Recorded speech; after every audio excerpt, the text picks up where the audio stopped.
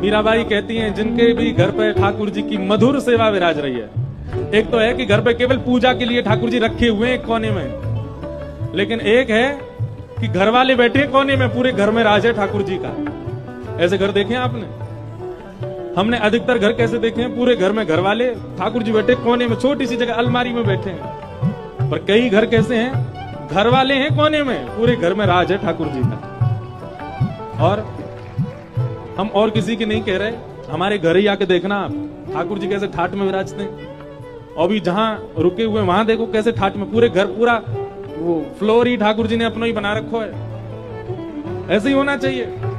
लेकिन याद रखना, जिनके घर पे ठाकुर जी कोने में बैठे हैं, इसका मतलब है वो केवल पुण्य के लिए ठाकुर जी को, अपनी कामनाओं के लिए ठाकुर जी की सेवा कर रहे हैं।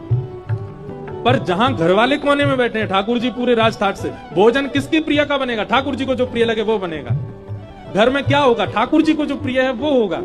ऐसी भावनाएं जिनकी हैं, ऐसी प्रेम लक्षणा भक्ति जिनके घर पर हो रही है, वो निश्चित हमारी बात को, भले ही मत मानना, मीराबाई की बात को प्रमाणित मान लेना, वो पूर्व जन्म के कोई ठाकुर जी की कोई सखा या कोई गोपी ही है। कोई किंचित अपराध बन गया जिसके कारण मानव बन के उनको आना पड़ा, नहीं तो वो पूर्व जन्म से संबंधी है ठाकुर जी के।